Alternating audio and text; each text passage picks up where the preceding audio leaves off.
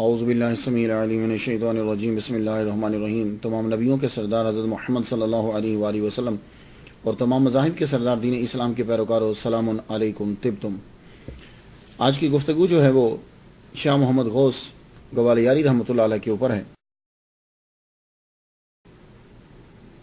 آپ کی تاریخ ولادت جو ہے وہ 7 رجب ہے 907 ہجری، 15 جنوری 1502 عیسوی، جس کا ابھی 2014 جا رہا ہے۔ تاریخ وصال آپ کی جو ہے وہ 14 رمضان المبارک 970 ہجری، 6 مئی 1563 جو ہے عیسوی ہے۔ تو قمری سال کے مطابق آپ کی زندگی مبارک تقریباً 63 سال ہوئی، قمری سال کے مطابق، کیونکہ جب یہ گنا جاتا ہے تو قمری سال اور شمسی سال میں فرق پڑ جاتا ہے۔ الغوث الاعظم الشیخ سید عبد القادر گیلانی رحمۃ اللہ علیہ سے 437 سال بعد جو ہے یہ پیدا ہوئے۔ آج 2014 میں ان کو پردہ فرمائے 451 سال جو ہے وہ ہو چکے۔ تحقیق ذرائع جو ہیں، تحقیق کرتے ہوئے کن کتابوں کو مد نظر رکھا گیا ہے؟ آپ کی اپنی کتاب لکھی ہوئی جواہر خمسہ، اوراد غوثیہ، اور قدیم ترین جو کتاب لکھی گئی آپ کے اوپر وہ آپ ہی کے خلیفہ حضرت فضل اللہ شتاری رحمۃ اللہ علیہ کی لکھی ہوئی کتاب ہے۔ لیکن آج کے دور کے اندر جس نے بہت زیادہ کام کیا ان کے اوپر، ساری فارسی کی، انگلش کی، وہ سب کتابیں جو ہے وہ اکٹھی کرنے کے بعد بہترین جو ہے وہ مقالہ لکھا ہے وہ ڈاکٹر مسعود صاحب ہیں۔ یہ ڈاکٹر مسعود احمد صاحب کو وہ لوگ تو جانتے ہیں کہ جو کتابوں کے بڑے رسیا ہیں۔ کچھ لوگ شاید نہ جانیں، یہ ڈاکٹر مسعود صاحب کوئی عام شخصیت نہیں ہے۔ جامع مسجد فتح پوری دہلی کے خطیب شاہی مفتی اعظم محمد مظہر اللہ، ان کے یہ صاحبزادہ صاحب ہیں۔ آئیے گفتگو شروع کرتے ہیں، اور معمول کے مطابق سب سے پہلے ہم گفتگو کرتے ہیں ان کے نام کے اوپر۔ ویسے عام طور پر شاہ محمد غوث گوالیاری یہ اتنا ہی لکھا ہوتا ہے، لیکن جب ہم کتابوں میں پڑھتے ہیں تو وہاں لکھا ہوا ہے سید شاہ محمد غوث الاولیاء شتاری گوالیاری رحمۃ اللہ علیہ۔ تو نام کے شروع میں سید جو ہے وہ اکثر ہم پڑھتے ہیں، جو بڑے بزرگ ہیں ان کے نام میں سید و نا ہوتا ہے، لیکن کچھ لوگوں نے سید لکھ دیا، اور شجرہ نسب لکھتے ہوئے بھی اس کے اندر جو ہے وہ سید ہے۔ اب اگر سید سے مراد ذات ہے تو پھر تھوڑی سی گفتگو ہوگی، اور اگر سید سے مراد سید و نا ہے تو پھر گفتگو کرنے کی ضرورت نہیں کہ وہ اتنے مرتبے پر فائز ہے۔ اب یہ گفتگو کرنے کی ضرورت کیوں پڑی؟ اس لیے کہ بہت بڑے بڑے محققین نے کتاب میں لکھتے ہوئے تسامو کر دیا ہے۔ بعض لوگ پوچھ رہے ہیں یہ تسامو کیا ہوتا ہے؟ تو بھائی جس کو آپ لوگ عام لفظوں میں غلطی کہہ دیتے ہیں نا، تو یہ ہوتا ہے کہ یہ چونکہ یہ لوگ محقق ہوتے ہیں، تو ہم یہ نہیں کہہ سکتے، یہ بڑے بزرگ ہم یہ نہیں کہہ سکتے کہ انہوں نے غلطی کی ہے۔ ہوتا یہ ہے کہ تحقیق کا ذریعہ جو ہے وہ ڈیفرنٹ ہوتا ہے، تو وہ ان سے تسامو ہو جاتا ہے۔ اب جیسے میں بتاتا جاؤں آپ کو، بہت بڑے مقرر ہیں ڈاکٹر طاہر القادری صاحب، کہتے ہیں کہ 1000 کے قریب کتابیں جو ہیں وہ ان کے نام سے ہیں۔ تو ان سے بھی تسامو ہو گیا۔ جب وہ شاہ محمد غوث گوالیاری رحمۃ اللہ علیہ کے اوپر تقریر کر رہے ہیں تو ان سے ہم اب غلطی نہیں کہیں گے۔ انہوں نے ایک تقریر کی ہے 9 جون 1992 کو، موضوع تھا امام حسین اور صبر، CD کا نمبر ہے 13۔ اس میں بیان کیا کہ شاہ محمد غوث گوالیاری جن کا مزار لاہور میں ہے، اب وہ جن کا مزار لاہور میں ہے کہہ کے گوالیاری بھی بولا۔ اب یہ تسامو ہے، کیونکہ شاہ محمد غوث جو ہیں وہ 3 ہیں: شاہ محمد غوث گوالیاری، شاہ محمد غوث لاہوری، شاہ محمد غوث پشاوری۔ اب جو شاہ محمد غوث گوالیاری ہیں ان کے والد کا نام خطیر الدین ہے، اور ان کا مزار گوالیار کے اندر ہی ہے۔ اور جو شاہ محمد غوث لاہوری ہیں، جن کو ڈاکٹر طاہر القادری صاحب نے کہا کہ یہ گوالیاری جو لاہور میں ہیں یہ سید ہیں، اور یہ پشاور سے آئے تھے۔ تو وہ جو شاہ محمد غوث پشاوری ہیں وہ جو ہیں وہ ان کے مرید ہیں، شاہ محمد غوث لاہوری کے۔ تو یہ جو ہوتا ہے بڑے لوگ جو ہوتے ہیں ان سے تسامو جو ہے وہ ہو جاتا ہے۔ اب شاہ محمد غوث گوالیاری جو ہیں انہوں نے فیض حاجی حمید الدین حصور رحمۃ اللہ علیہ سے پایا، اور یہ جو شاہ محمد غوث لاہوری ہیں انہوں نے فیض میاں میر سے پایا ہے۔ یہ وہاں جایا کرتے تھے، وہاں پھر خام میں آ کر انہوں نے ان کو فیض عطا فرمایا۔ بات سمجھ میں آ گئی؟ تو یہ ہوتا ہے کہ تسامو جو ہے وہ ہو جاتا ہے، تحقیق کا ذریعہ جو ہے وہ ڈیفرنٹ ہوتا ہے تو تسامو ضرور ہو جاتا ہے۔ تو اسی لیے جن لوگوں نے لکھا کہ آپ سید ہیں وہ تسامو ہوا۔ لیکن میں کس بنا پہ کہہ رہا ہوں کہ آپ ذات کے اعتبار سے نہیں، ویسے تو بہت بلند درجہ ہے آپ کا، لیکن وہ جو تصور ایک آتا ہے آل نبی اولاد علی کا، تو آپ خود اپنی کتاب جواہر خمسہ کے اندر، بہت ٹاپ کی کتاب ہے، زبردست کتاب ہے، تو جواہر خمسہ کے اندر آپ نے خود لکھ دیا کہ میرا تعلق جو ہے خاندانی، میرا تعلق جا کر خواجہ فرید الدین عطار رحمۃ اللہ علیہ سے جا کر ملتا ہے۔ بات کوئی سمجھ میں آ گئی؟ تو جب آپ لکھتے ہیں جواہر خمسہ میں اس کے دیباچہ کے اندر، تو کیا کہتے ہیں؟ فقال الفقیر الراجی الی اللہ الملک القدوس السلام المؤمن المہیمن العزیز الجبار محمد بن خطیر الدین۔ سن لیا آپ نے؟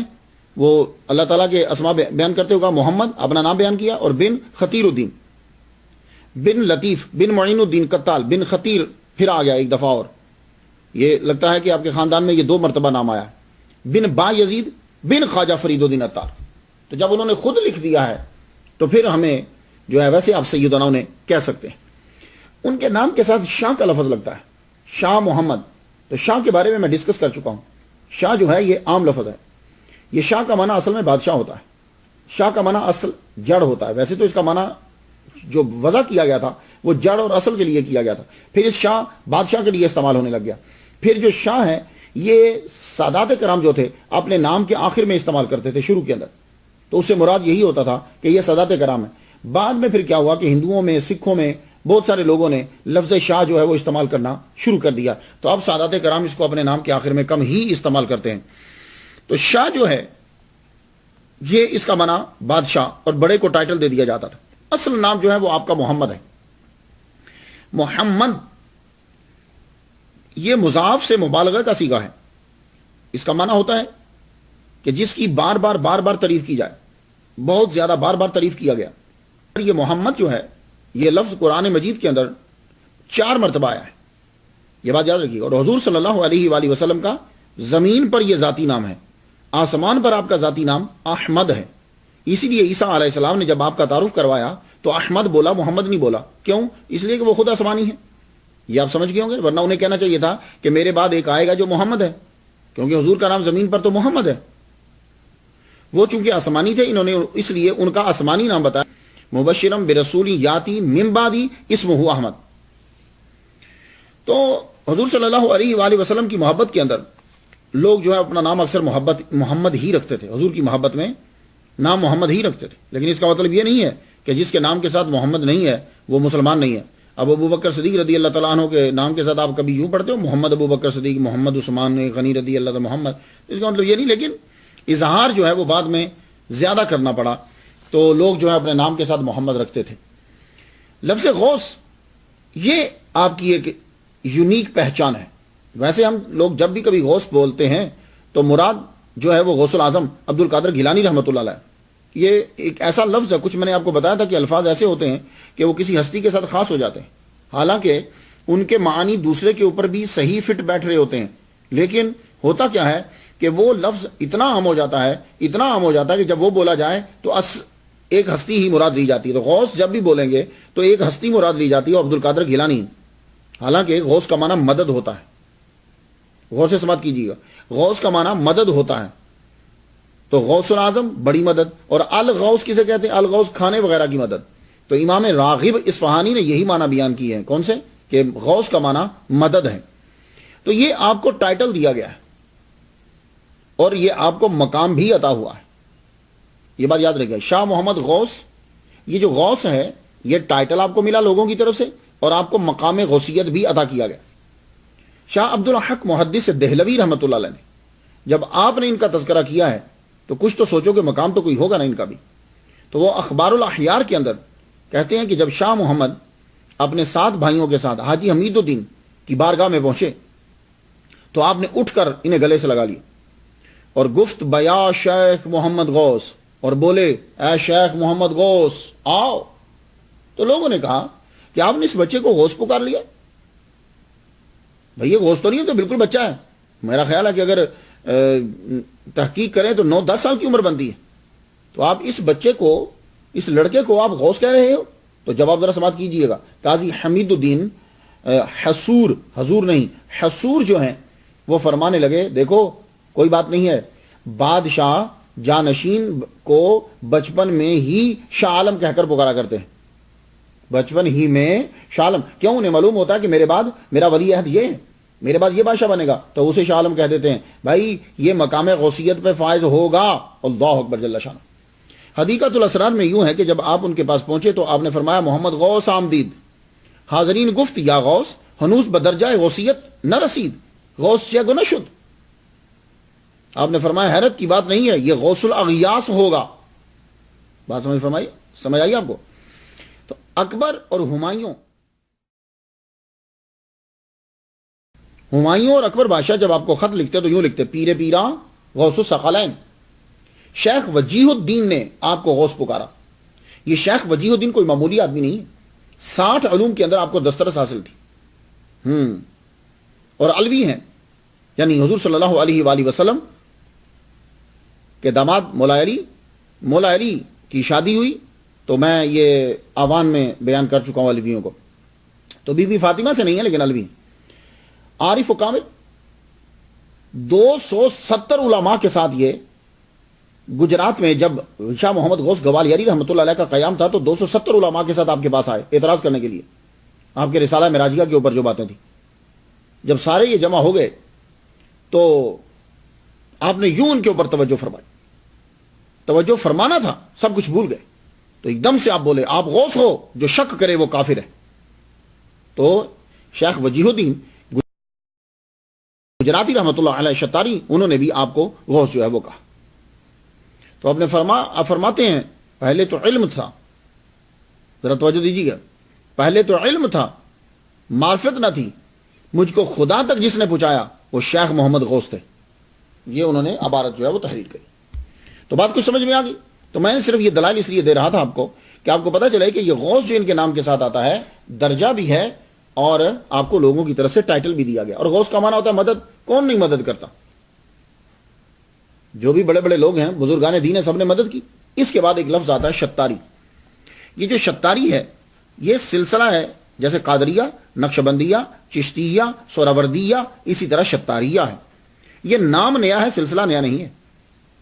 اس سلسلے کے بانی حضرت بایزید بستامی رحمۃ اللہ علیہ ہے. ایران میں اسے عشقیہ کہا جاتا ہے، روم میں اسے بستامیہ کہا جاتا ہے، اور ہندو پاک میں اسے شتاریہ کہا جاتا ہے. اس سلسلے کو ہندو پاکستان کے اندر مشہور کس نے کیا؟ شاہ عبداللہ شتاری رحمۃ اللہ علیہ. یہ 890 ہجری میں ایران سے ہندو پاک کے اندر آئے. ان کا مزار مبارک مالوا میں ہے، اس کے قلعہ کے اندر ہے. اور یہ 5 واسطوں سے شیخ شہاب الدین سہروردی رحمۃ اللہ علیہ کی اولاد میں ہے. تو معلوم یہ ہوا کہ شتاریہ سہروردیہ کی ہی شاخ ہے، اور سہروردیہ یہ عبد القادر گیلانی رحمۃ اللہ علیہ کے مرید.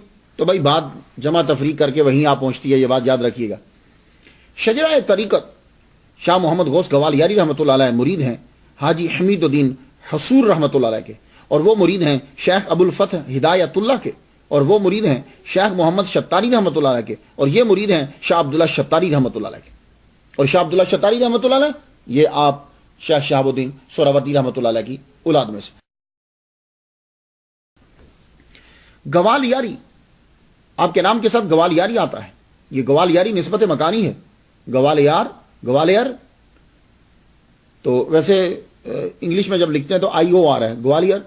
تو گوالیاری اردو میں جب لکھتے ہیں تو یا بیچ میں ڈالتے ہیں. گوالیاری یعنی گوالیار کا رہنے والا. تو یہ آپ کے ساتھ گوالیاری کہاں سے استعمال ہوا؟ وجہ ہی ہے، ویسے تو آپ غازی پور میں پیدا ہوئے، لیکن چونکہ آپ نے خلافت کے بعد اس مقام کو چنا، وہیں آپ کا روزہ بنا، وہیں سے آپ نے فیض جو ہے وہ عام کیا، تو آپ کے نام کے ساتھ گوالیاری وہ شناخت بن گئی آپ کی. تو یہ گوالیار جو ہے اصل میں یہ بتانا کیوں پڑتا ہے، اکثر ہم لوگ ولیوں کے ساتھ جگہ کا ذکر کر دیتے ہیں تو جو آدمی دوسرے ملک کا ہوتا ہے وہ صحیح طریقے سے پہچان نہیں پاتا کہ یہ بزرگ ہیں کہاں. تو مجھے پھر اس لیے بھی ریسرچ کرنا پڑتی ہے کہ یہ شہر کہاں ہے، تاکہ دوسرے ملک والوں کو معلوم ہو جائے، اگر وہ کبھی جانا چاہیں یا انہیں موقع ملے تو وہ وہاں پہنچ سکیں. تو میری جتنی ریسرچ ہوتی ہے میں آپ کی نظر کر دیتا ہوں. یہ گوالیار جو ہے اب ظاہر ہے کہ انڈیا والوں کو تو بتانے کی ضرورت نہیں ہے، اب یہ ان لوگوں کو ضرورت پڑے گی کہ جو پاکستان کے اندر ہے. تو گوالیار جو ہے یہ ملک انڈیا کی ریاست مدھیہ پردیش میں ہے. 8ویں صدی میں راجہ سوراج سین، غور سے سنیے گا، راجہ سوراج جو ہے یہ شہزادہ ہے، اس کو کچھ بیماری ہو گئی. اب بیماری سے تنگ آ کر یہ باہر نکل آیا. باہر جب نکلا تو رستہ بھول گیا. رستہ بھولا تو پیاس لگ گئی. پیاس لگی تو یہ اسی جگہ پر آیا. جب پیاس لگی تو ایک بابا اسے رستے میں ملے. بابا جب ملے تو بابا کا نام تھا گوالیپا. کہنے لگے بابا مجھے پیاس لگی ہے, پانی پلاؤ گے؟ انہوں نے کہا آئیے. وہ ایک جگہ پہ لے کر پہاڑی پہ. تو آپ کو پتا ہے کہ پہاڑی جو ہوتی ہے اس کے اندر منرلز ہوتے ہیں, بڑی بڑی چیزیں ہوتی ہیں. جب اس کے اندر سے پانی نکلتا ہے تو وہ بہت ساری چیزیں لے کر آتا ہے. بعض اوقات وہ پانی جو ہوتا ہے وہ آدمی کو شفا دے دیتا ہے. تو ایسی چیزیں ہوتی ہیں اس کے اندر کہ وہ آدمی کو شفا مل جاتی. اب جب اس نے وہاں سے پانی پیا تو جو بیماری تھی وہ دور ہو گئی. بیماری دور ہوئی, پیاس بھی بجھی, بیماری بھی دور ہوئی. تو بابا سے کہتا بابا مانگ, کیا مانگتا ہے؟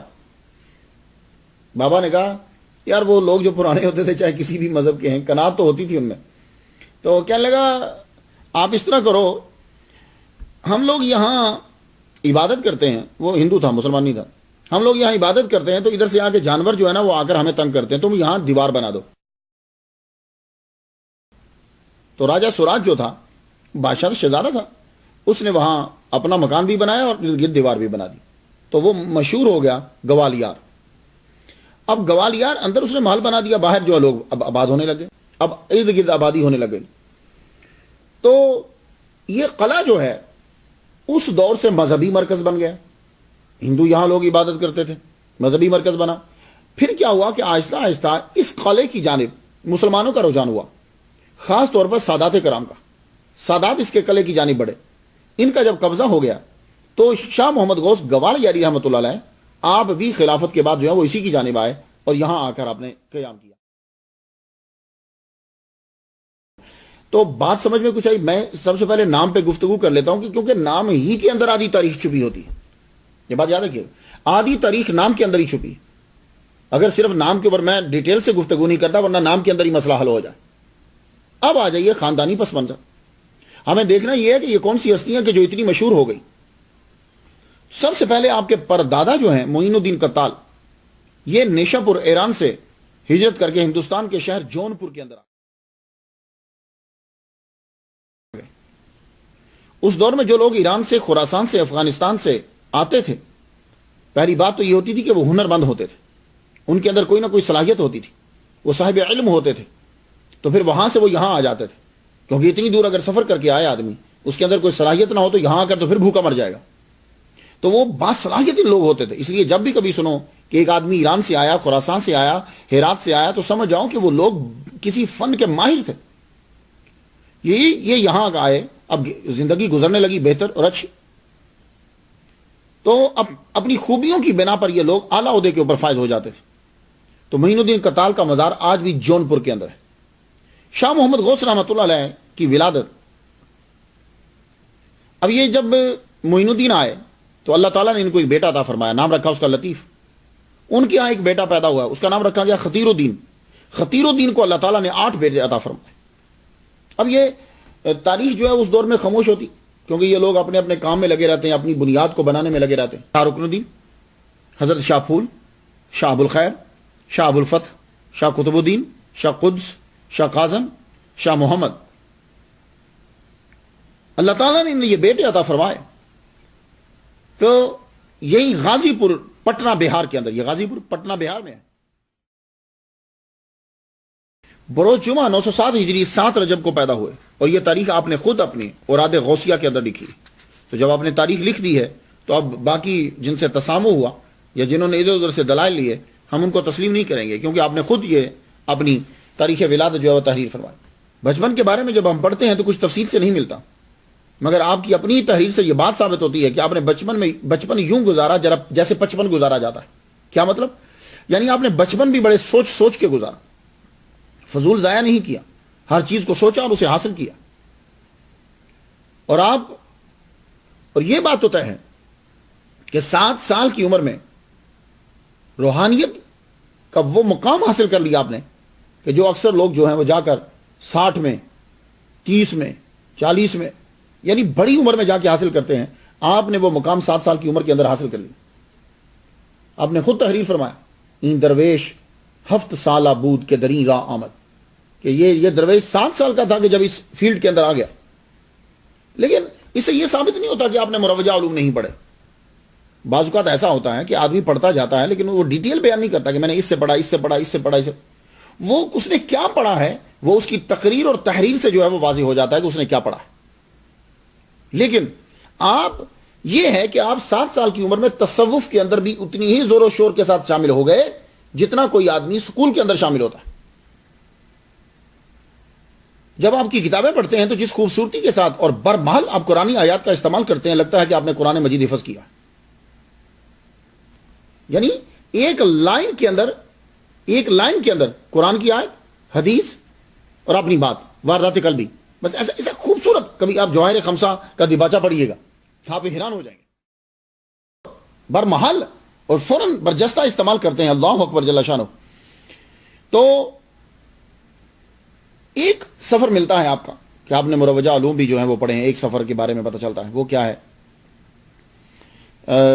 قدیم ترین سوانح جو آپ کے خلیفہ فضل اللہ شتاری نے لکھی ہے مناقب غوثیہ کے نام سے، اس میں ہے کہ آپ دینی علوم پڑھنے کے لیے بھی نکلے ہیں. آپ نے علم صرف، علم نحو، فقہ، قرآن حدیث یہ بھی آپ ساتھ ساتھ جو ہے وہ پڑھتے رہے. تو آپ نے جونپور میں قاضی صدر جہاں کے گھر جب قیام کیا تو قیام کے دوران آپ نے قافیہ بھی پڑھا. اب یہ ضروری نہیں کہ ایک آدمی جو ہے وہ شرح جامی ہی پڑھے گا تو علامہ ہوگا، قافیہ پڑھا تو علامہ نہیں ہے. بس ایک آدمی اگر قافیہ ہی اس انداز سے پڑھ لیتا ہے، میری بات آپ سمجھ رہے ہیں، قافیہ ہی اس انداز سے پڑھ لیتا ہے کہ خود چیزیں اس کے اوپر عیاں ہونے لگ جاتی ہیں، تو ضرورت ہی نہیں. آپ کی عمر 9 سال تھی تو آپ کو معرفت گیان حاصل ہو گیا. 15 سال کی عمر تک آپ نے مروجہ علوم سارے پڑھ ڈالے اور تصوف میں بھی آپ استاد کی حیثیت سے داخل ہو گئے.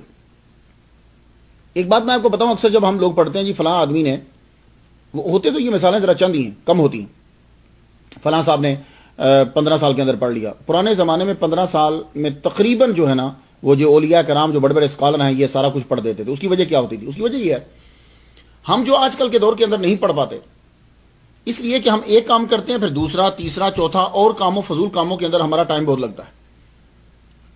اگر آپ ایک ہی ٹاپک کی کتابیں اور ایک ہی ٹاپک کو لے کے بیٹھ جائیں اور انہی کی طرح پڑھیں جیسے وہ لوگ پڑھتے تھے، یعنی ٹی وی نہیں ہے، نیٹ نہیں ہے، کھیل نہیں ہے، کوئی چیز نہیں ہے، کہیں جانا نہیں ہے، کچھ بھی نہیں، تو آپ بھی اس عمر کے اندر وہ ساری چیزیں حاصل کر سکتے ہیں جب اللہ کا فضل ہو. وہ لوگ ان کاموں میں نہیں پڑھتے تھے. ہم کیا کرتے ہیں کہ ہم جب کوئی کام کرنے لگتے ہیں تو پھر اس کے ساتھ 3-4 کام اور بھی شروع کر دیتے ہیں. فرض کر لو اگر نیٹ کے اوپر سٹڈی کر رہے ہیں یا ہم ایک کتاب پڑھ رہے ہیں تو کتاب پڑھتے ہوئے ہم کبھی کچھ کھانے لگ جائیں گے، کبھی اٹھ کے باہر چلے جائیں گے، کبھی یہاں آ جائیں گے. وہ لوگ جو ہوتے تھے وہ اتنے علوم جو پڑھ لیتے تھے اور اتنی جلدی جو پڑھ لیتے تھے وہ اپنے ٹائم کو ویسٹ نہیں کرتے تھے.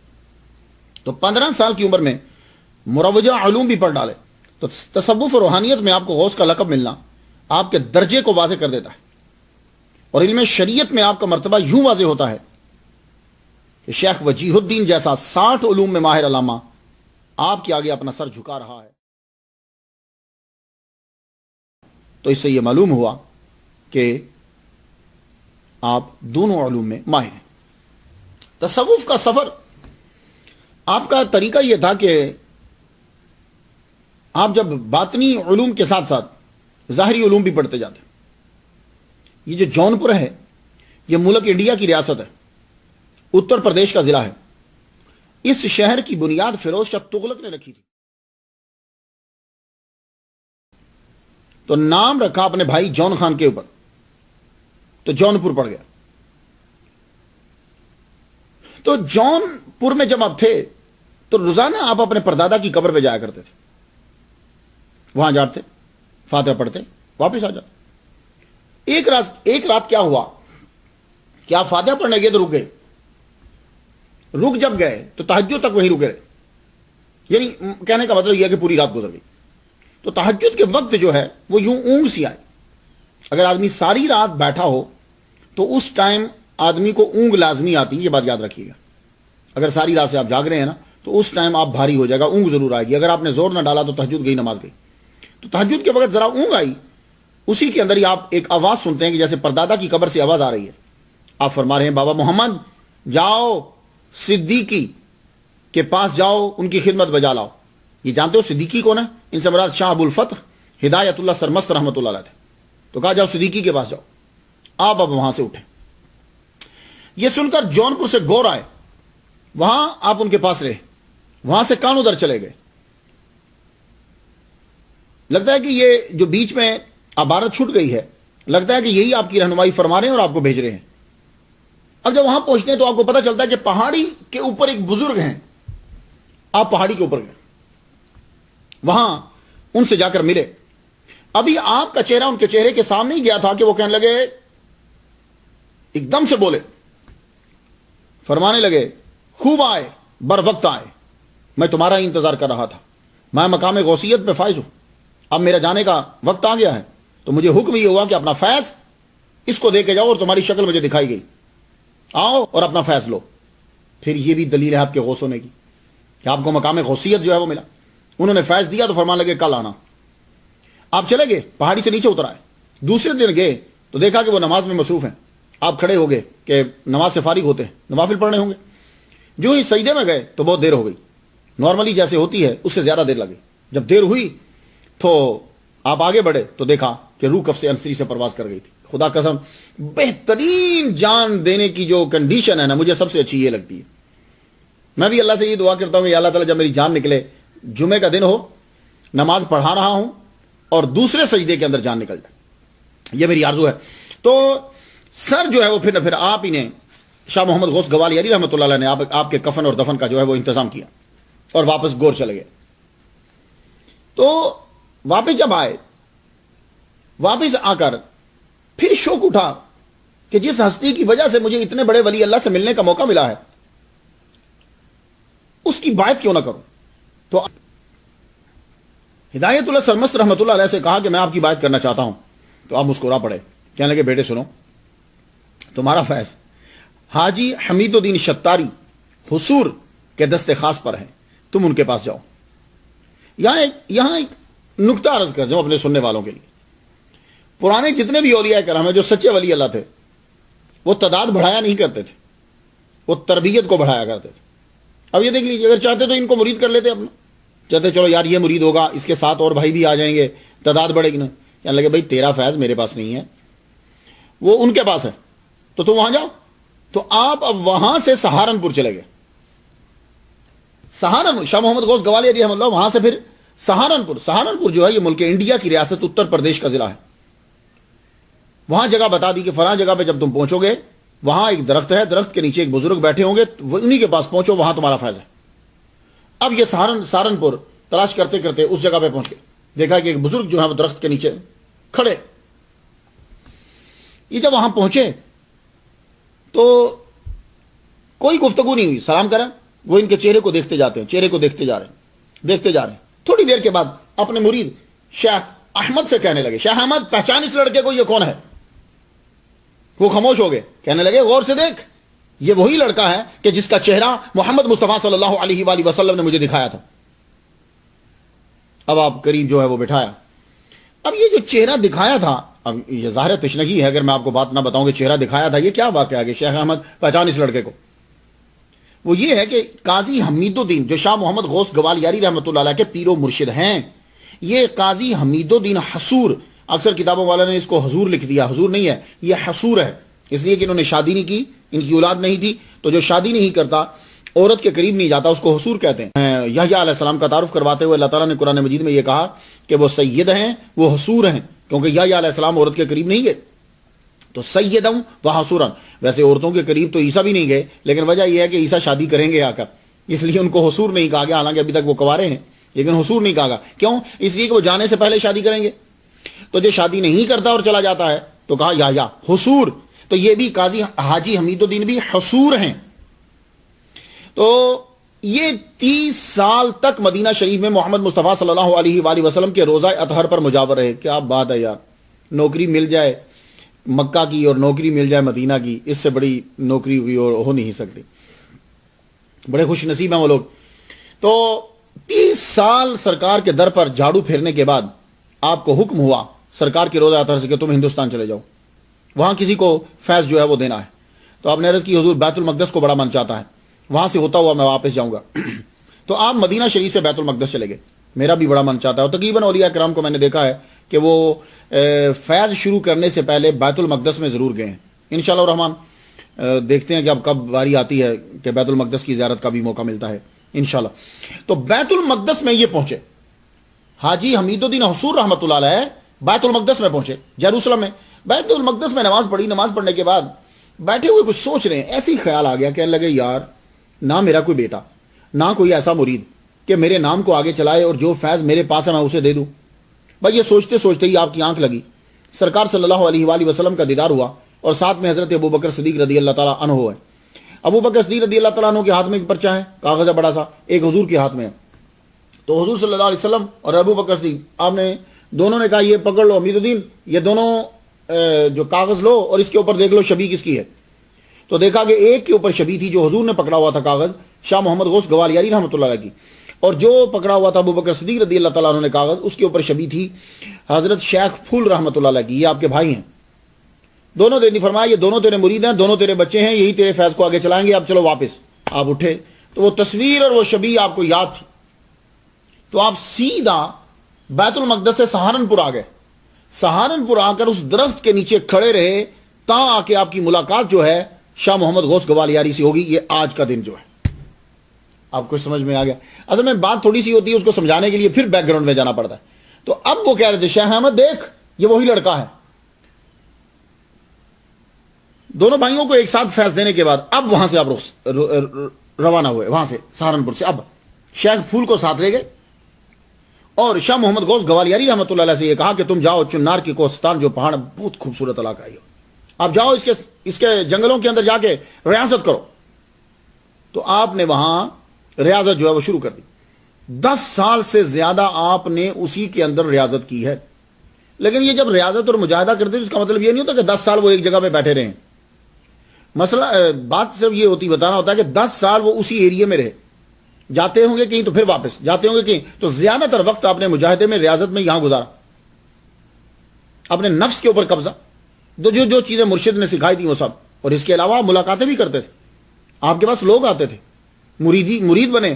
بہت بڑا حلقہ آپ کا مرید جو بنا ہے وہ یہ کوہستان چنار کے اندر جب آپ رکے ہیں 10 سال، اسی کے اندر آپ کے خلفاء بھی مریدین بھی سب بنتے رہے، کیونکہ مقام غوثیت تو آپ کو دے دیا گیا تھا. آپ نے بچپن میں اگر کسی نے بہت جلدی مقام غوثیت حاصل کیا ہے، اب میری اتنی نظر تو نہیں ہے، کوئی پیدائشی ولی نہ ہو تو بعد کے جتنے ہیں جن کو عطا کیا گیا سب سے کم ترین عمر جو ہے وہ مجھے ان کی لگتی. تو آپ یہاں جو ہے وہ اس کے بعد شیخ پھول کو آپ نے واپس بھیج دیا بہار جا کر. ان کو ساتھ بہار رہ گئے تھے، واپس بھیج دیا، جاؤ تم اپنے بھائی کے پاس اور رکو، ضرورت ہے. تو آپ نے یہاں جنگلی پتے اور پھلوں کو کھا کر گزارا کیا شاہ محمد غوث گوالیاری رحمۃ اللہ علیہ نے. پھر جب مدارج طے ہو گئے، اب پیر کو پتا چلا کہ میرا مرید جو ہے وہ اس مقام پر پہنچ گیا ہے، اب اس کو کسی جگہ پہ بٹھا دیا جائے. تو آپ خود تشریف لائے. بعض تو کہتے ہیں کہ 12 سال یہاں لگا دیے. اس کا مطلب یہ ہو کہ بہت چھوٹی عمر کے اندر آپ کو مجاہدات کے اندر داخل کر دیا گیا. تو یہی اسی دوران میں یہ جو 10 سالہ پیریڈ یا 10 سے کچھ زیادہ بنتا ہے، اسی پیریڈ کے اندر آپ نے شورائے فاق کتاب جواہر خمسہ جو ہے وہ لکھی. یہ کتاب جو ہے وہ ولیوں کو پڑھنا بڑی ضروری ہے، یہ ولیوں کے لیے، عام آدمی کے بس کی بات نہیں ہے. اگر آپ بنیادی کتابیں جو ہیں رسالہ کشاریہ پڑھ چکے ہو، کشف المحجوب پڑھ چکے ہو، اور 2-3 کتابیں بیسک جو ہیں وہ آپ لوگوں نے پڑھ لی ہیں، تو اس کے بعد جو ہے وہ آپ اسے ہاتھ لگائیے. لیکن ولی اللہ کے لیے یہ رکھنا ضروری ہے جو آگے کامل بن چکا ہے اس کے لیے. تو جواہر خمسہ جو ہے اس کو آپ نے وہاں لکھا. تو مرشد جب تشریف لائے تو مرید کو بامراد پایا، خوش ہوئے، خلافت عطا کی، اپنا خاص جبہ دیا اور فرمایا 160 سال کی عمر میں، بہت عمر تھی. حاجی حمید الدین حصور رحمۃ اللہ علیہ آپ کی بڑی عمر تھی، 160 سال کی عمر میں کہتے ہیں کہ 100 مقامات پہ جو حاصل کیا جا میں نے تجھے عطا کر دیا. میں نے اپنے پاس کچھ نہیں رکھا، اور جاؤ میرا نام میرا اپنا تھا، آج سے میں اپنا نام بھی تمہیں عطا کرتا ہوں. اللہ اکبر جل شانہ. یعنی شاہ محمد غوث گوالیاری رحمۃ اللہ علیہ کو اپنا نام پیر نے دے دیا، حمید الدین نام دے دیا. تو خلافت کے دن آپ کا نام ہوا حاجی حمید الدین عرف شاہ محمد غوث گوالیاری رحمہ اللہ. دیکھا یہ محبت ہوتی ہے. تو جواہر خمسہ آپ نے اپنے مرشد کے سامنے پیش کی. کہا مرشد میں نے یہ لکھا، اگر موقع ملے تو ضرور پڑھی. مرشد کو دی تو مرشد نے جب پڑھے یہ 5 جوہر پڑھے، 5 موتی پڑھے، تو کہنے لگے تو نے اپنا کام خوب انجام دیا اور اللہ کی مخلوق کو وافر ہدایت دی. اب مرشد سے پوچھتے ہیں کہ مرشد میں کہاں جا کے ڈیرا لگاؤں، میں قیام کہاں کروں؟ تو مرشد نے فرمایا پورا جہاں تیرا ہے، جہاں تیرا دل کرتا ہے وہاں جا کے قیام کر لے، ہم قید نہیں لگاتے، تجھ پہ چھوڑتے۔ مرشد کی اس بات سے بہت خوش ہوئے۔ تو مراقبہ جب آپ نے کیا تو اشارہ ہوا کہ تم گوالیار چلے جاؤ۔ تو گوالیار جو ہے، پھر اب یہاں سے آپ خود فرماتے ہیں جواہر خمسہ میں کہ از پردائے غائب لا ریب ندائے رسید، کہ کوہستان سے نکل اور قلعہ گوالیار پہنچ۔ تو آپ جو ہے وہاں گوالیار کی جانب چل پڑے۔ وہاں مسلمانوں کی آبادی جو ہے وہ بڑھ رہی تھی۔ قلعہ کے باہر جو ہے وہ زیادہ تر ہندو تھے، اندر علماء، سادات، ان کی تعداد بڑھتی جا رہی تھی۔ آپ کے پاس نہ کوئی جاگیر ہے، نہ کوئی واقف امیر ہے، بے سر و سامانی کی حالت، قلعہ کے اندر جا کے ڈیرا لگا دیا۔ ڈیرا لگایا، اللہ تعالیٰ نے آپ کو اتنا مقام عطا فرمایا ہوا تھا، لیکن پہلے سے امتحان شروع ہوا۔ وہ کیا کہ آپ جاتے ہی بیمار ہو گئے۔ ہو سکتا ہے کہ جگہ کی تبدیلی کی وجہ ہو، یا ہو سکتا ہے کہ آپ کا امتحان درجے کو بڑھانا ہو۔ امتحان کیا ہوتا ہے؟ درجے کو بڑھانا ہو۔ تو آپ 6 ماہ تک وہاں بیمار رہے۔ 6 ماہ کے بعد اللہ تعالیٰ نے آپ کو شفا عطا فرمایا۔ تو آپ نے قاضی رکن الدین اور قاضی خدا بخش کو خط لکھ کر بھیجا اور کہا یہ خط ہے، یہ جا کر میرے مرشد کو جو ہے وہ دے دو۔ حاجی حمید الدین حصور رحمۃ اللہ کی بارگاہ میں یہ دونوں چل پڑے۔ ادھر آپ کے مرشد شیخ سکندر سے کہنے لگے یار آج میرا بلاوا آ گیا ہے، مجھے واپس جانا ہے اپنے پروردگار کے پاس۔ انا للہ و انا الیہ راجعون، ہم اللہ کی طرف سے آتے ہیں، اسی کے پاس واپس جانا ہوتا ہے۔ کل من علیہ فان، ہر ایک نے جانا ہے۔ تو میرا بلاوا آ گیا ہے، لیکن میں نے عرض کیا کہ مجھے 4 دن کی مہلت دے دیجیے، میں 4 دن کے بعد آؤں گا۔ ذرا بات سنیے گا۔ تو شیخ سکندر پوچھتے ہیں مرشد 4 دن کیوں مانگے؟ کہا یار وہ میرا بیٹا ہے نا، اس کے بندے آ رہے ہیں رستے میں، تو بس 4 دن کے بعد میں واپس چلا جاؤں گا، وہ ذرا آ لیں، کچھ میرے پاس چیزیں ہیں میں عطا کر لوں۔ تو یہ جب پہنچ گئے، آپ نے جو دونوں بندے بھیجے تھے پہنچے، ان سے گفتگو کی، خط کے جواب خط لکھا، تو آپ نے ان دونوں کو دستار عطا کی، جبہ دیا اور خط لکھا کہ ہم نے تم کو تمام اختیارات دے دیے، اس فقیر کا ظاہر اور باطن تیرے حوالے، اب تو قالب جسم بھی تجھے دے دیا، جہاں چاہے اس کو دفن کر دینا۔ اللہ اکبر، جہاں چاہے اسے دفن کر دینا، سب کچھ تجھے دے دیا، میرے جتنے مریدین، میرے جتنے خلفاء ہیں وہ سب تیرے حوالے، جس کو تو مقبول کہے گا مقبول ہوں گے، جس کو تو مردود کہے گا مردود ہوگا، سب تیرے حوالے کر دیا۔ اور یقین جانو یہ جملہ بڑا زبردست ہے یار، اتنا بڑا پیر جس نے 30 سال سرکار کے روزے پہ گزارے ہیں، یہ جملہ بڑا زبردست کیا گیا۔ کہنے لگے یہ آج تک جو تکلیفیں اٹھائی ہیں یہ سب تیرے لیے اٹھائی ہیں۔ کیا مطلب؟ کہ یعنی جو کچھ حاصل کیا ہے، سفر کیا، جتنا جہاں رکے، جو کچھ گین کیا، وہ ظاہر ان کو دینا تھا، تو کہا حقیقت میں وہ تیرے لیے ہی کرتا رہا کہ تجھے یہ فیض پہنچا دو، تو سب کچھ تجھے عطا کیا۔ 21 ذی الحج کو آپ کا وصال ہو گیا، اور خود اٹھے ہیں، خود ہر جگہ تیار کی ہے، قبر ٹھیک کروائی اپنی، اور صبح کے وقت چادر لے کر لیٹ گئے۔ اور جب شیخ سکندر آگے بڑھے تو دیکھا کہ پیر جو ہیں وہ دنیا سے جا چکے۔ گوالیار میں آپ کا چرچا ہونے لگا، آپ کے علم سے لوگ استفادہ کرنے لگے، روحانیت آپ کی بڑھنے لگی، اور آپ وحدت الوجود کے قائل تھے۔ بہت سے اولیاء کا جو گروپ ہے وہ وحدت الوجود ہی کا قائل ہے۔ آپ ہر ایک کے لیے کھڑے ہو جاتے، کوئی آتا، مسلمان ہوتا، نان مسلم ہوتا، ہندو ہوتا، کوئی بھی ہوتا، آپ کھڑے ہو جاتے۔ راجہ ٹوڈر مال ایک دفعہ آپ سے ملنے کے لیے آیا، آپ کھڑے ہو گئے، کہنے لگا میں شیخ جلال کے پاس گیا تھا، وہ کھڑے نہیں ہوئے تھے، کہنے لگے تھے کہ کافر کی تعظیم حرام ہے، تم کیوں کھڑے ہوئے ہو؟ تو بات یہ ہے کہ بس آپ نے مختصر بتایا، اس کو کیا سمجھاتے ہیں؟ کہنے لگے کہ بات یہ ہے، مسئلہ یہ ہے کہ کون کس کو دیکھ رہا ہے، بس۔ اب یہ بات تو وہی سمجھے گا جو اس مقام پہ ہے، کون کس کو دیکھ رہا ہے۔ اور عاجزی کا یہ عالم تھا کہ آپ کبھی میں نہیں کہتے تھے، کیونکہ میں کے اندر تکبر آتا ہے۔ سب سے پہلے شیطان نے میں کہا تھا، انا خیر منہ، میں اس سے بہتر ہوں، تو میں سے لوگ بڑے بچتے ہیں۔ جو آپ کا چرچا بڑھا تو جہاں غربا آپ سے فیض لیتے، امیر لوگ بھی جو ہیں وہ آپ سے فیض لینے لگے، آپ کی آواز ہر طرف پہنچی، عمراء کے کانوں تک پہنچی، وہ بھی اس شتاری فقیر کے متحد ہوئے۔ قلعہ گوالیار میں جو آپ رہتے تھے تو تب قلعہ گوالیار کس کے قبضے میں تھا؟ تاتار خان کے قبضے میں تھا۔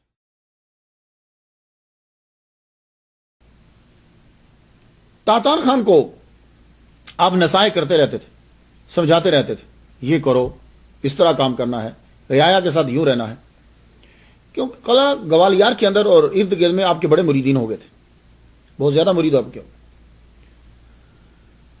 ہوا یہ کہ تاتار خان کو ارد گرد کے زمینداروں نے تنگ کرنا شروع کر دی۔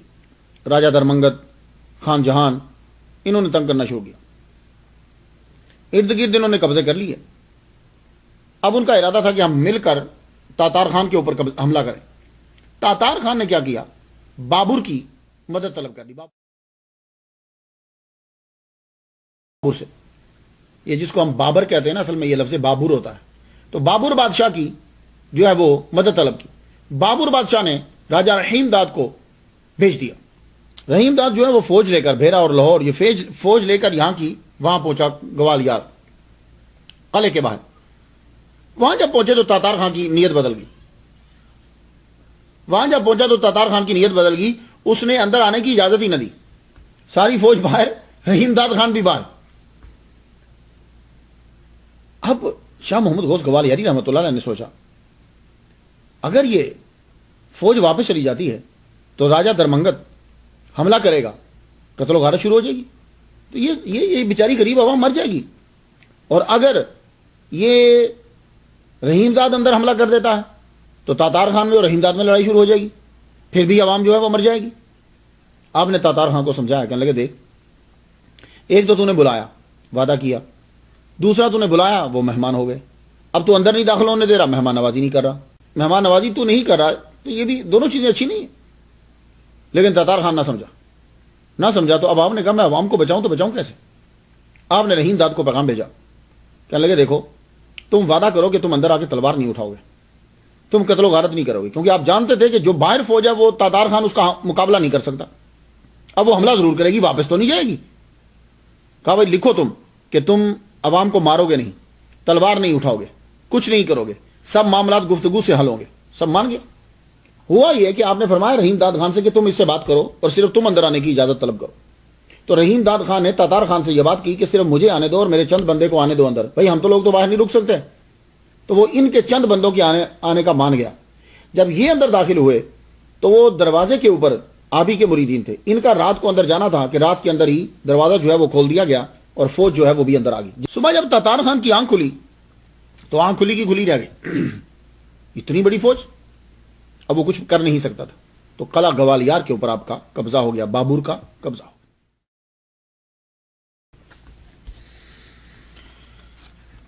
بابر، ہمایوں اور اکبر، یہ تینوں جو ہیں آپ کے عقیدت مندوں میں شامل ہو گئے، کیونکہ تاتار خان پھر واپس بابر کے پاس چلا گیا، وہاں جا کر اس نے سر کو جھکا دیا، اطاعت قبول کر لی۔ بابر 1531 میں ہمایوں بیٹھا۔ ہمایوں جب تخت پہ بیٹھا، یہ شاہ محمد غوث گوالیاری رحمۃ اللہ علیہ سے 6 سال چھوٹا تھا۔ ہمایوں بادشاہ جو ہمایوں بادشاہ شاہ محمد غوث گوالیاری رحمۃ اللہ علیہ سے 6 سال چھوٹا تھا۔ آپ نے اس کا 25 سالہ دورے حکومت عروج و زوال دیکھا ہے۔ ہمایوں اور شاہ محمد غوث گوالیاری رحمۃ اللہ علیہ کی آپس میں بڑی محبت تھی۔ ہمایوں شاہ محمد غوث گوالیاری رحمۃ اللہ علیہ یعنی اکبر بادشاہ کا باپ جو ہے وہ آپ کو اپنا مرشد کہتا تھا اور آپ سے اس نے بات کری تھی۔ T.W. Arnold wrote in his book Encyclopedia Religion and Ethics، اس میں کہتا ہے کہ ہمایوں آپ کے مریدین میں شامل تھا۔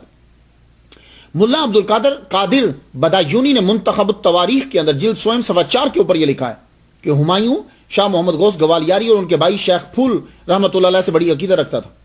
پیٹر ہارڈی نے اپنی کتاب source of Indian tradition page 438 کے اوپر لکھا ہے کہ شیخ محمد غوث رحمۃ اللہ علیہ سلسلہ شتاریہ سے تعلق رکھتے تھے اور ہمایوں بادشاہ ان کو اپنا روحانی پیشوا مانتا تھا۔ ڈاکٹر تارا چند نے اپنی کتاب the influence of Islam on Indian culture میں لکھا ہے کہ ہمایوں نے آپ سے قلعہ گوالیار میں ملاقات کی ہے۔ تو ہمایوں جو اکبر بادشاہ کا باپ تھا وہ آپ کو اپنا پیر مانتا تھا اور آپ کی بارگاہ میں وہ سے نذرانے بھیجا کرتا تھا۔ سارے لوگ جو ہیں وہ آپ سے فیض لے رہے ہیں سلسلہ شتاریہ جو ہے وہ پھیلتا جا رہا ہے دور دراز، دکن، گجرات آپ جائیں یا سلسلہ شتاریہ آپ کو ملے گا. آپ کو معلوم ہے کہ بابا بلے شاہ کیا تھے؟ یہ بھی سلسلہ شتاریہ ہی کے سے ہیں.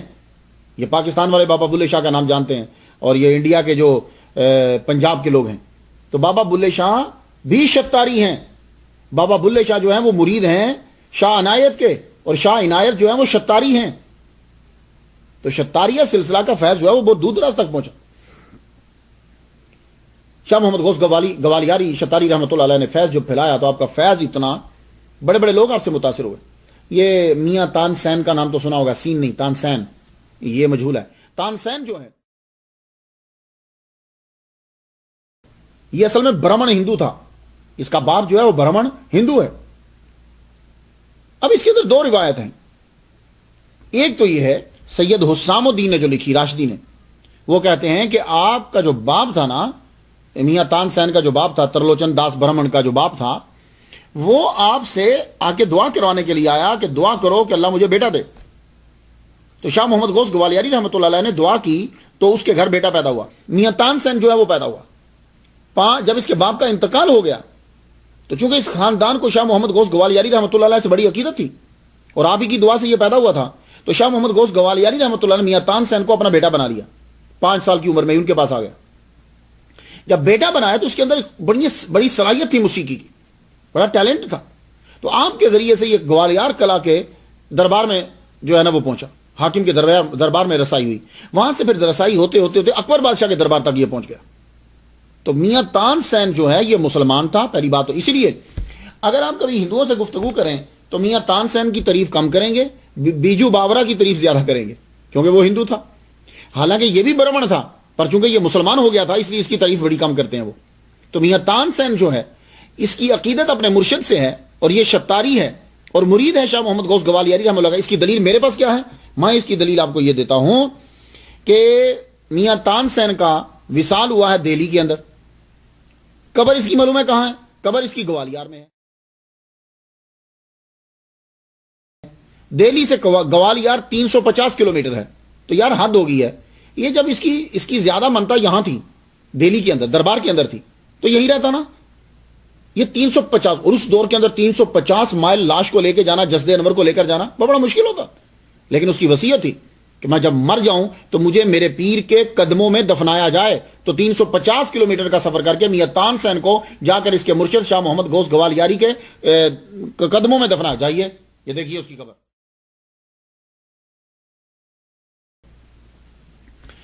تو آپ کی عقیدت جو ہے وہ بڑھنے لگی، آپ کا اثر و رسوخ بھی ساتھ ساتھ بڑھنے لگا.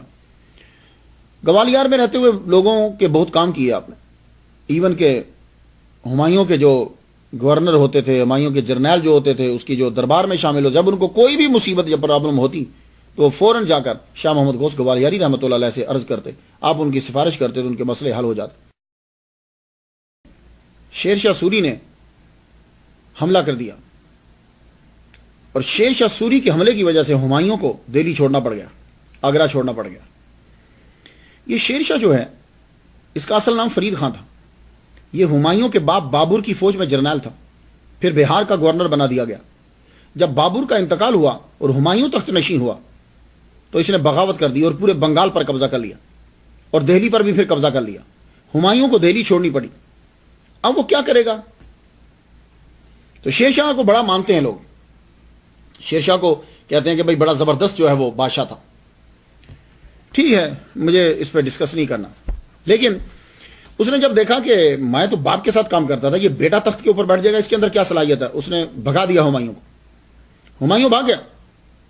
اب جب اس نے قبضہ کر لیا تو ظاہر ہے کہ جو اب بادشاہ کے تعلقات والے ہوں گے زیر عتاب آئیں گے.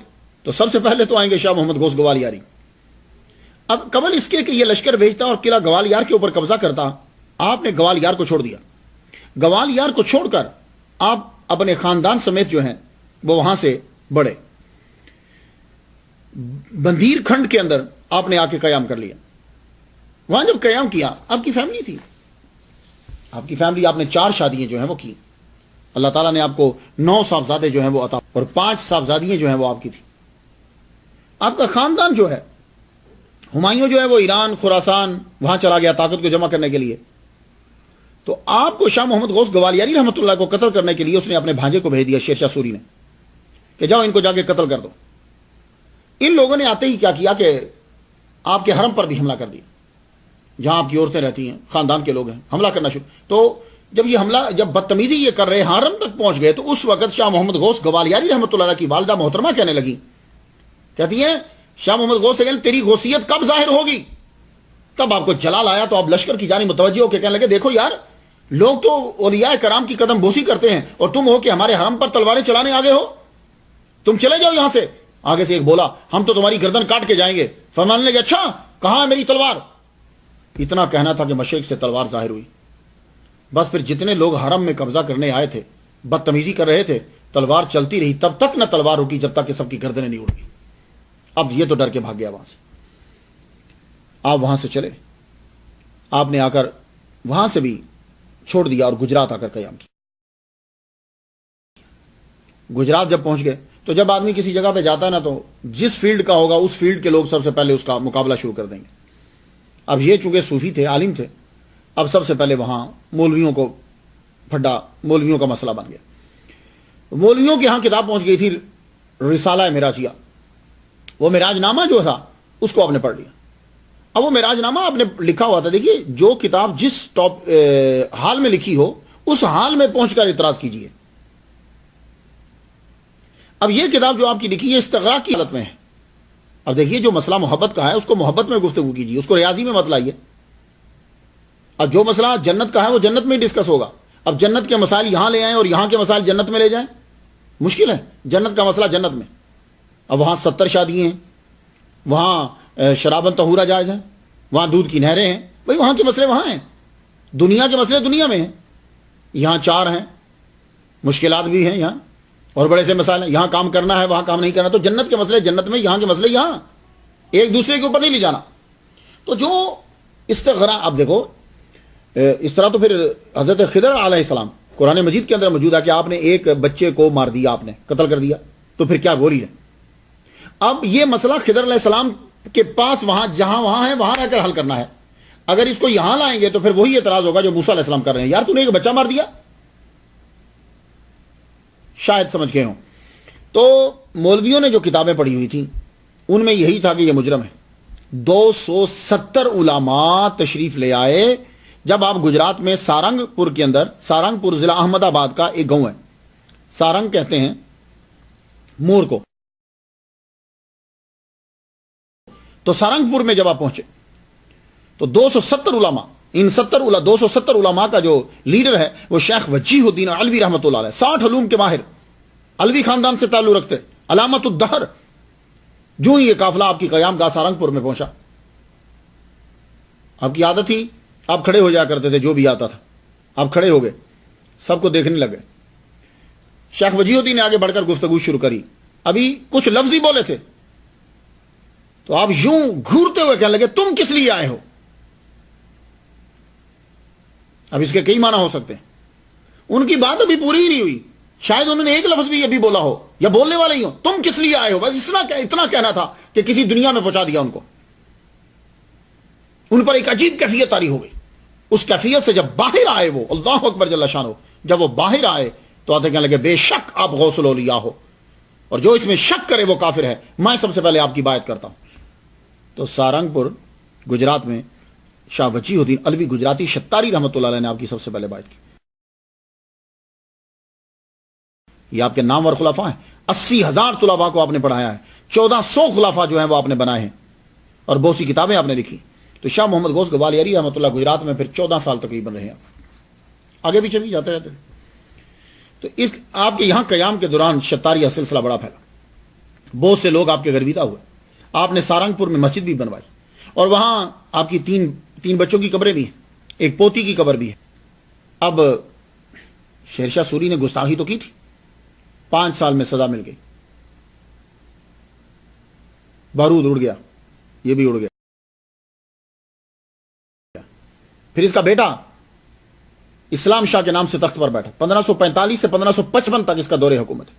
اس نے بھی کوئی کم نہیں کی, کوشش کرتا رہتا تھا آپ کو تنگ کرنے کی, بلکہ گجرات کے حاکموں سے یہ کہتا تھا کہ ان کو مار دو. آخر پھر اسی کے بیٹے نے اس کو مار دیا. بیٹے کے ہاتھوں مر گیا. تو اس دور میں آپ کی ہمایوں سے خط و کتابت رہتی تھی.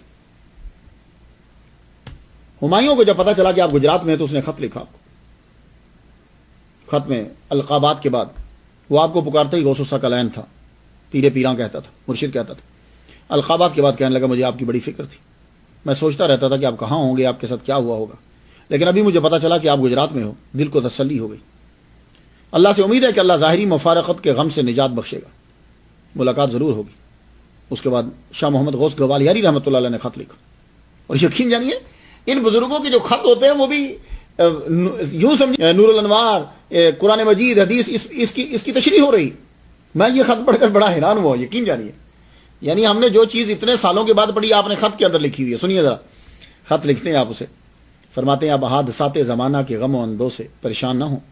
طریقت میں جو کچھ سالک کے سامنے آتا ہے اس کے لیے اچھا ہی ہوتا ہے، چونکہ اللہ تعالیٰ اپنے سعادت مند بندے کو مرتبہ کمال تک پہنچانے کے لیے جلالی اور جمالی دونوں ناموں کے اثرات اس کے اوپر ڈالتا ہے، کیونکہ وہ اسے بلندی تک پہنچانا چاہتا ہے. تو جلالی اثرات تو ختم ہو گئے، اب جمالی نام کے اسما کے اثرات شروع ہونے والے. دیکھیے ذرا. اور پھر آپ نے ساتھ لکھا، کہنے لگے ان مع العسر یسرا، ان مع العسر یسرا. یہ بہت بڑا مسئلہ ہے، یہ نور الانوار میں پڑھتے ہوئے ہم نے پڑھا تھا، اور یہ آپ اپنے خط میں لکھ رہے ہیں. کیونکہ جب معرفہ ایک جگہ میں 2 مرتبہ آئے تو اس سے مراد ایک ہوتا ہے، اور جب نکرہ جو ہے وہ ایک ہی جگہ میں 2 مرتبہ آئے تو اس سے مراد 2 ہی ہوتا ہے. تو ان مع العسر یسرا، ان مع العسر یسرا، یہ العسرا معرفہ آیا ہے 2 مرتبہ، تو اسر سے مراد تنگی ایک ہوگی، اور یسرن 2 مرتبہ آیا ہے، دونوں مرتبہ نکرہ ہے، اس سے مراد 2 ہوگا. یعنی ایک تنگی ہو تو اللہ 2 آسانیاں دیتا. آپ نے یہ لکھ کر اور ساتھ میں یہ لکھا بھی، اللہ اکبر جل شانہ، فرمان لگی آسانی ہوگی. تو جلال خان عرف اسلام شاہ اپنے بیٹوں کے ہاتھوں جب قتل ہو گیا، اب اس نے پھر خط لکھا، میرے لیے کیا حکم ہے؟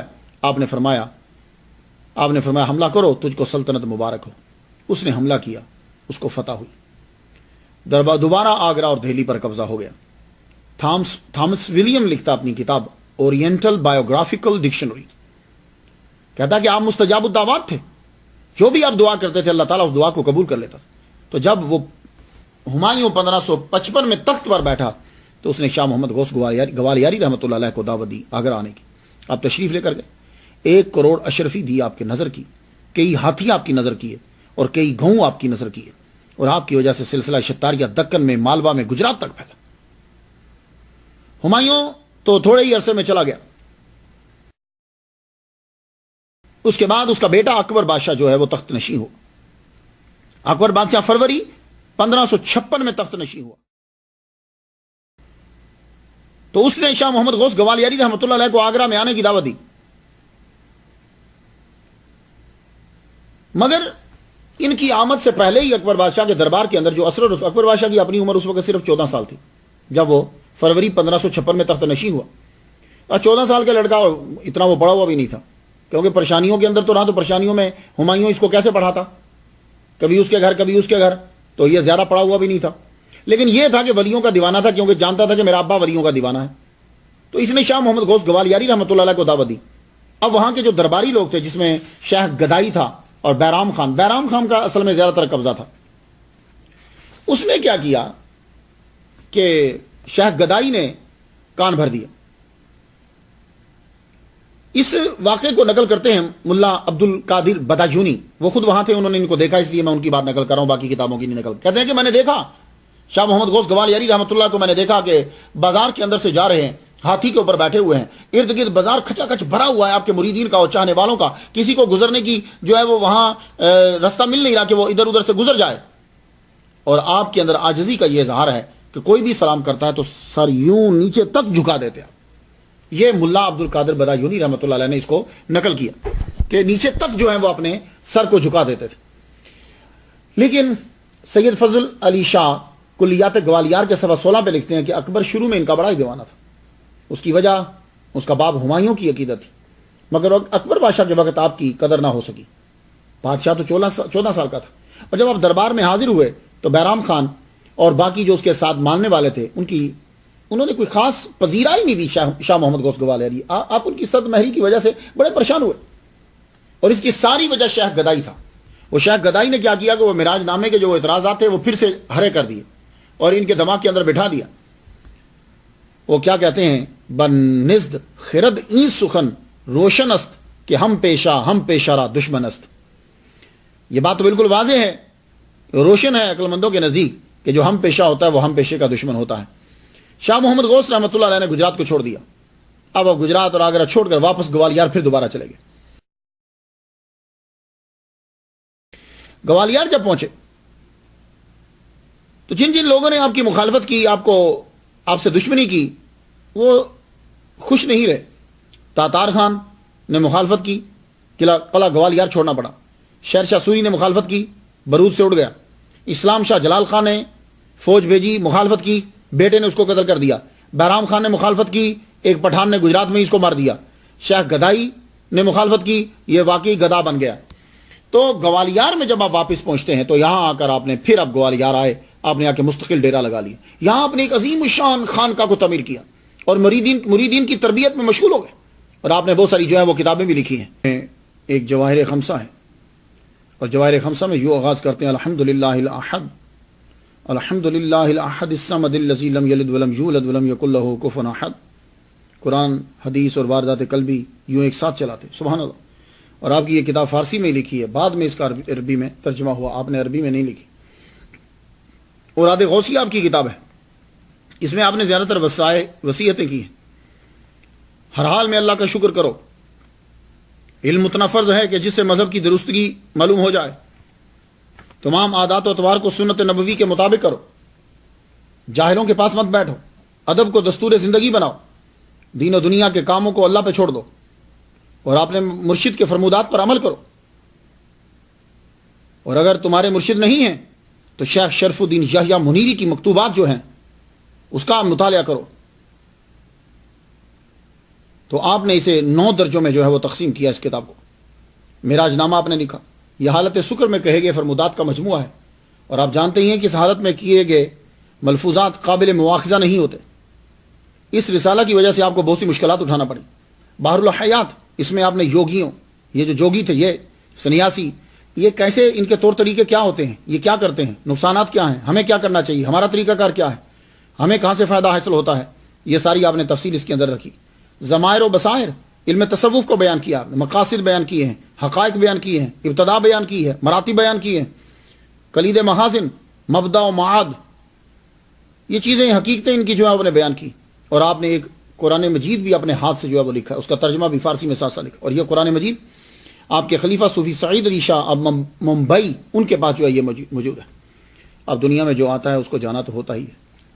ملا عبد القادر بدایونی چونکہ حیات تھے، اس نے آپ کو دیکھا اور شاہی مورخ بھی تھا، اس کی بات زیادہ مستند سمجھی جائے گی. اس کی تحریر کے مطابق آپ گوالیار سے اکبر آباد آئے، یہاں آپ کا وصال ہوا، لیکن آپ کی وصیت یہ تھی کہ مجھے دفن کیا جائے گوالیار کے قلعہ کے اندر. تو آپ کا جسد انور جو ہے وہ گوالیار لے جایا گیا. آپ کے خلیفہ اور صاحبزادہ شیخ عبداللہ نے جنازہ پڑھایا، کفن و دفن کا انتظام کیا. اکبر بادشاہ نے آرڈر دیا کہ ایک شاندار مقبرہ تعمیر کیا جائے.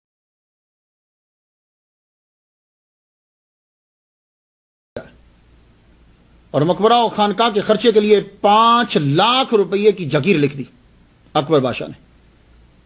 زبردست مقبرہ، زبردست مزار آپ کا بنا ہے. مسلم اور ہندو طرز تعمیر جو ہے استعمال کیا گیا. آج بھی ٹورسٹ جو ہیں وہ جاتے ہیں، اسے دیکھتے ہیں. جب مقبرہ بن گیا تو اکبر بادشاہ نے سید قاسم علی اور علی کلی خان کو حکم دیا کہ ہر جمعرات قاضی شہر کے ہمراہ روزہ پہ جاؤ اور ساری رات وہاں مراقبہ ہو، ذکر ہو، اور صبح ہو صبح شیرین حلوہ کھانا پکا کر غربا میں جو ہے وہ تقسیم کیا جائے. اور یاد رکھا جائے کہ اس خدمت کے اندر ذرا کوتاہی نہیں ہونی چاہیے. اگر کوتاہی ہوئی تو تم کو اور قاضی کو تبدیل کر دیا جائے گا اور سخت سزا دی جائے گی. اکبر بادشاہ نے تمام بچوں کے نام، جتنے آپ کے بیٹے تھے، سب کے نام الگ الگ جاگیریں جو ہیں وہ آپ نے مقرر کر دی. تو یہ شاہ محمد غوث گوالیاری رحمۃ اللہ علیہ، ان کا مزار آج بھی.